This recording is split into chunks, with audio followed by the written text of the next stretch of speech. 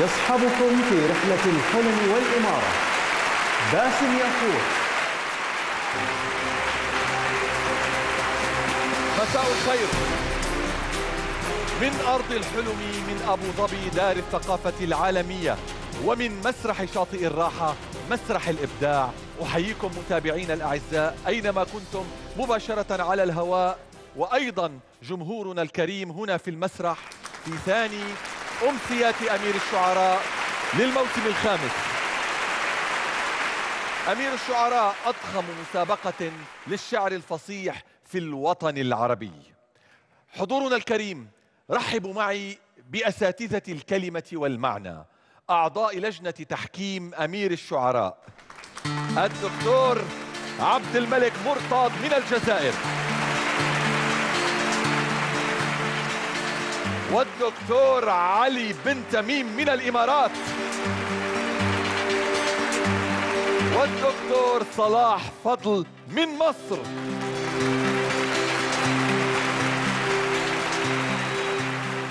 في الحلقة السابقة انطلقت أولى القوافي نحو حلم الإمارة، وكان الفرسان الأربعة على موعد مع التحدي في حلقة حصد فيها الشاعر هشام الصقري من سلطنة عمان بطاقة التأهل من لجنة التحكيم.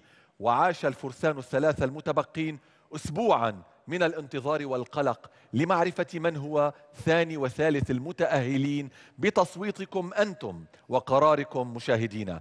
رحبوا معي بشعراء الحلقة الأولى معنا هنا على المسرح. الشاعر رقم 4 أحمد حسن عبد الفضيل من مصر،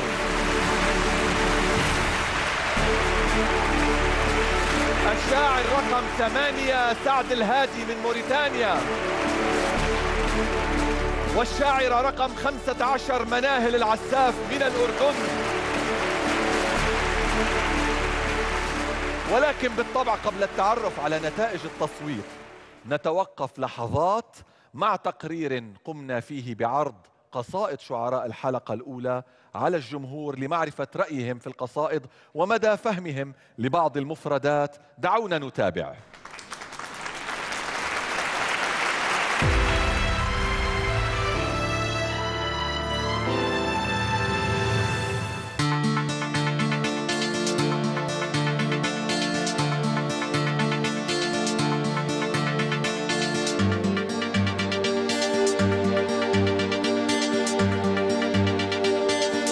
عجبني الشاعرة مناهل العساف، وخاصة عندها بيتين كتير حلوين عجبوني، بتقول فيهم ليلهم موحش وليلي أنس وفؤادي على هيامك يرسو، سأجد والسجود نشوة عشق حضن آهي إذا تبعثر حسه. فهمت أول بيت بتقول ليلهم موحش وليلي أنس، يعني عم بتعبر ما بين بالنسبة لها هي ليلهم موحش وليلي أنس. عجبني هذا البيت كتير، انه بتوصف حالتها هي، حالتها النفسية. أنا تابعت السنة دي البرنامج من أول حلقة، وكانت أكتر شخصية أو أكتر حد شاعر أنا حاسس إنه هو يستحق إنه يوصل للنهائيات، للشاعرة مناهل العساف. يتراءى لها الوجود بنون يرفع الروح حين يخضع، إنها الروح ليها إحساس، ليها نظرة، إنها بتتكلم بروحها، ده فيه إحساس عالي وفيه مشاعر كويسة جدا، وده اللي مطلوب في أي شاعر، الأهم فيه الإحساس. يحادثه عن قصة الورود والفتى على قصف خذ الورد شابته، لا مش دعيني أشم الورد يا أم شوكت فعما قليل يقطف الدمع ساكبه. لا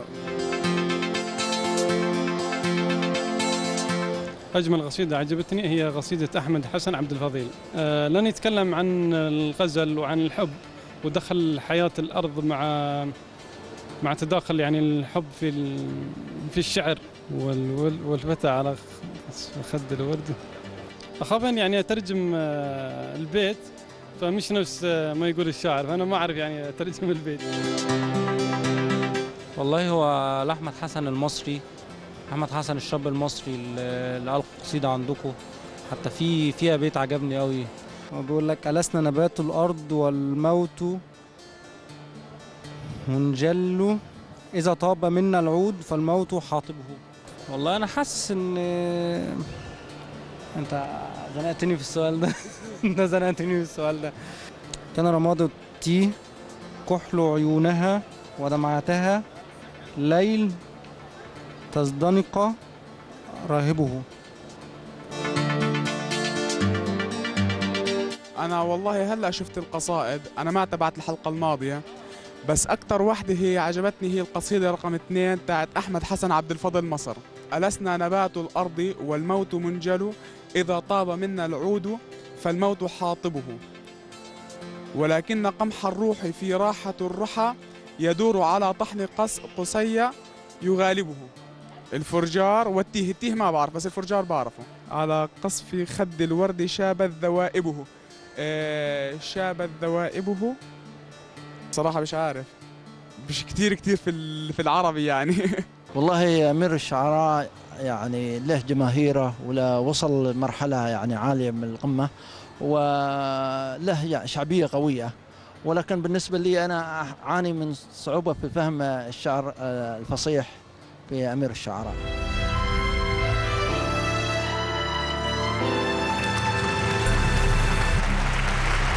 أعزائي المشاهدين، بداية نود التوضيح أن الهدف من هذا التقرير هو إضفاء جو يخفف من حدة التوتر والمنافسة، وأيضا هو محاولة حث الشعراء على ربما تبسيط مفردات الشعر الفصيح قدر المستطاع لكي تصل القصائد إلى أكبر كم من المشاهدين، وهو أيضا دعوة للمشاهدين للتعرف أكثر على لغتنا العربية.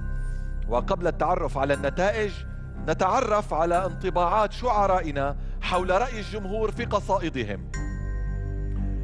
أحمد، طبعا أنا سمعت تعليق هلأ قبل شوي عم يحكي عن قصيدتك باعتبارها قصيدة حب وغزل، لكن هل كان موضوع القصيدة هو حب والغزل؟ يعني هو في البداية هذا التقرير يؤكد هذه الإشكالية القديمة ما بين الشاعر والجمهور أو ما بين الشاعر والجمهور، لذا ينبغي على الشاعر أن يراعي أكبر مساحة من الجمهور بأن يبسط مفرداته وتراكيبه دون أن يخل بقيمة وفنية الجودة. إذا استطاع الشاعر أن يفعل ذلك فهو ينال الحسنيين، فنية الشعر وفي ذات الوقت يصل لأكبر مساحة من الجمهور. مظبوط، معك حق، التبسيط هو فعلا مطلوب، ولكن أن تكون القصيدة عن الثورة تفهم على أنها قصيدة غزل فهذا تبسيط ما بعده تبسيط. سعد، شو انطباعاتك حقيقة عن أدائك في الحلقة الماضية، لا سيما وأن لجنة التحكيم كانت قاسية بشكل خاص جدا معك؟ أدائي أنا راضي عنه وفي أتم الرضا. أكثر من ذلك أدائي سأطوره إلى الأفضل بناء على ما وقع بالفعل. انطباعي عن تعليقات لجنة التحكيم أنها تعليقات بالنسبة لي لا يمكن أن أصفها بالقاسية، رغم قساوتها في أذهنة البعض أنا أعتبرها لينا. أحسن، أنت دبلوماسي رفيع المستوى. مناهل، هناك تعاطف، يبدو أن هناك تعاطف جماهيري كبير معك ومع قصيدتك، وهي نفس الملاحظة التي يعني كانت لدى لجنة التحكيم بأنه الإحساس كان مرهف. إذا كان التعاطف مع القصيدة فأنا أفرح به طبعا، أما إن كان التعاطف معي فتعاطفوا مع القصيدة. الغاية من الشعر هو أن يجعل المتلقي يعيش الحالة الشعورية التي عاشها الشاعر وهو يكتب، وهو جزء من الثقافة العامة، وثقافته هي الثقافة العامة المحيطة به. عظيم.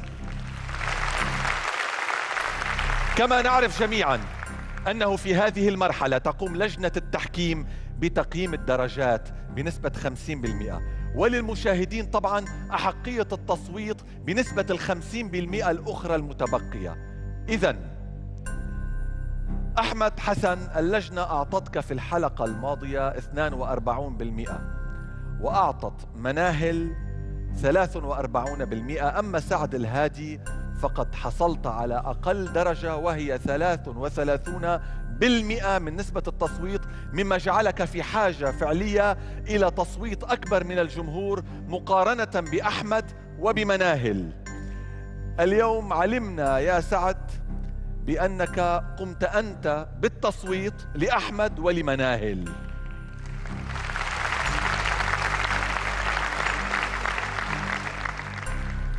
يعني طبعا هذا شيء رائع وهذا شيء جميل وروح رياضية فعلا في الشعر. سنعلن الآن المتأهلين. المتأهل الأول بقرار الجمهور سنتركه لما فيما بعد، أما المتأهل الثاني بقرار الجمهور اليوم فهو الشاعرة مناهل العساف من الأردن. ألف مبروك. مناهل العساف حصلت على ثاني أعلى نسبة تصويت من الجمهور. ألف مبروك يا مناهل. أما المتأهل الأول بقرار الجمهور، يعني الذي حاز على أعلى نسبة أصوات من الجمهور، فهو هل هو سعد أم هو أحمد؟ يعني أحمد أنت كنت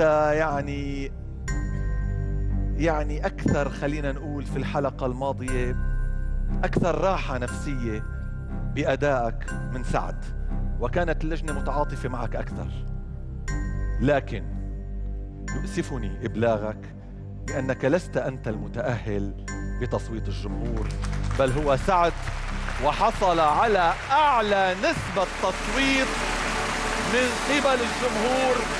ألف مبروك وشكرا لك يا أحمد. ألف مبروك. ألف مبروك للشعراء، ونتمنى التوفيق في المراحل القادمة لكل شعرائنا. تبقى المشاركة في أمير الشعراء هي البوابة الحقيقية نحو النجاح والتألق في الساحة الشعرية إن شاء الله. والآن أعزائي المشاهدين نتعرف على الدرجات النهائية لفرسان الأمسية الماضية.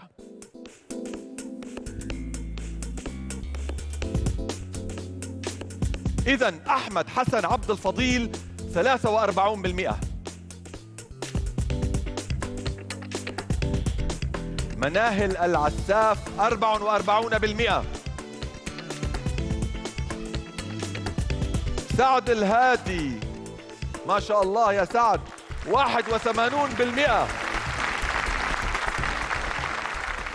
والآن أعزائي نتوقف للحظات مع تغريداتكم ومتابعي لكل محبي ومتابعي البرنامج. طبعا لا غنى لنا عن التغريدات التي ننتظرها منكم عبر حسابنا على تويتر الظاهر أمامكم على الشاشة. ونبدأ الآن مع أولى التغريدات. هناك تغريدة تقول نتمنى للجميع التوفيق في هذه المسابقة الراقية وشكرا للمغرد. أبتدئ من أمير الشعراء في موسمه الخامس وأقول بأن هذا الموسم موسم مميز ومتميز بشعرائه. من خلفان الكندي قال هذا الكلام. شكرا يا خلفان، ونتمنى فعلا أن تثمر المسابقة إن شاء الله عن قصائد رائعة وقصائد جميلة نتحف بها الجمهور. هناك تغريدة تقول كل من وصل إلى مسرح شاطئ الراحة فهو بحد ذاته أمير شعراء، وأتمنى أن يفوز باللقب من هو الأجدر بذلك. فعلا أتفق معك في هذا الرأي، وأعتقد أن الجمهور أيضا مستمتع وذواقة الشعر مستمتعون أيضا. ديكور البرنامج رائع جدا جدا، وبالتوفيق لكل القائمين على هذا البرنامج الهادف. رمضان، شكرا لرمضان على هذه التغريدة الجميلة، وشكرا على هذا الرأي الرائع. وهناك أيضا عدة تغريدات سأتابع في التغريدات لاحقا. شكرا لكل من حرص على التواصل معنا. والآن دعونا نتعرف على فرسان حلقة الليلة من أمير الشعراء. الشاعر رقم 9 عبد الله الصديق من المغرب.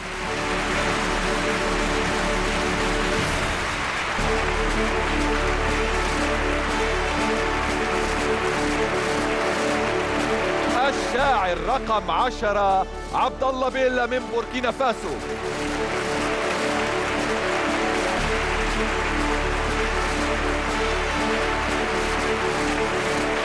وأيضا الشاعر رقم 11 عبد المنعم الأمير من العراق.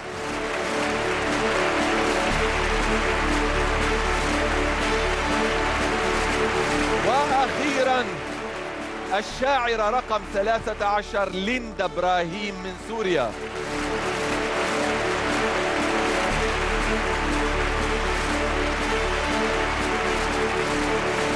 إذن لحظات وسيقدم كل شاعر منهم قصيدته أمام اللجنة والجمهور.